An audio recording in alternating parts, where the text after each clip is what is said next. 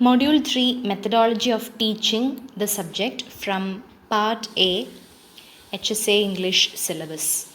First topic is History, Conceptual Development, Need and Significance, Meaning, Nature and Scope of the subject. We all know that English in India has its history from the British rule itself, and the development and the evolution of the language was tremendous, and we all need the language for communication, education, for job purposes, for trade and whatnot. So its significance is being increased day by day, and also the scope is various. In today's world, English is the most widely used and studied foreign language. It is a dominant language of education, commerce, religion, and government, not to mention communication. So its history has always been fine-tuned by the needs of the learners and their backgrounds. And the second topic is correlation with other subjects and life situations. Of course, the language of the internet, the digital world itself is English, and we get knowledge about other topics and all other information through English language itself. So we are all connected with this language. English is a link language or global language, and it is a part and parcel of our life. We need it in every situations. Third topic is aims, objectives and values of teaching. Taxonomy of educational objectives, old and revised. So, first of all, aims and objectives of teaching, English teaching. So, the idea is that the goal of learning a language is communication. That is, we should be able to use the language correctly and appropriately. And for that, we need 4 types of competence. That is linguistic competence. That means we should know how to use the grammar, syntax and vocabulary of a language.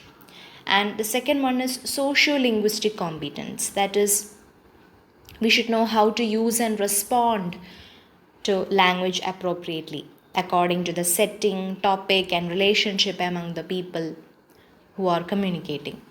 And the third one is discourse competence. That is, knowing how to interpret the larger context and how to construct longer stretches of language so that the parts make up a coherent whole.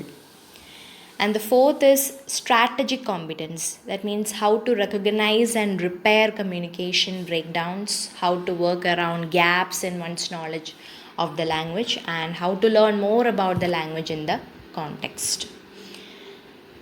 So, the aim of communicative efficiency is that learners should be able to make themselves understood using their current proficiency to the fullest.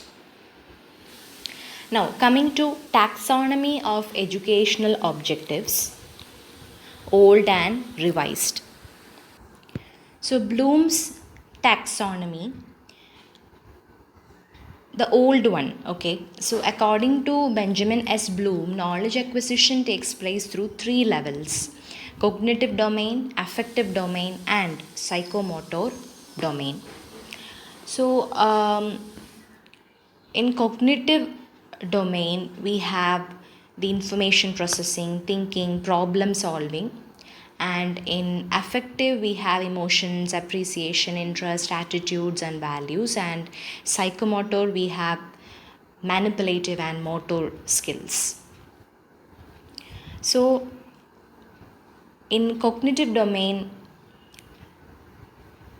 the pyramid moves from knowledge to understanding, then application, analysis, synthesis, and at last evaluation.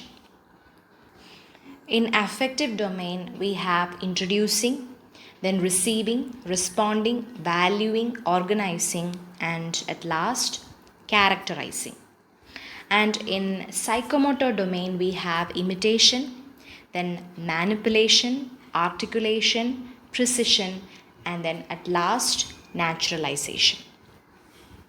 So the new version, which was, or the revised version, which was done by Lauren W. Anderson and David R. Rathol. According to the new or the revised Bloom's taxonomy, we have remembering, then comprehending, applying, analyzing, evaluating, and then creating.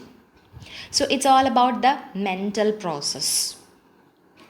The earlier one was with the objectives of learning, and the new revised one concentrates on the mental process of the learner. That's a difference.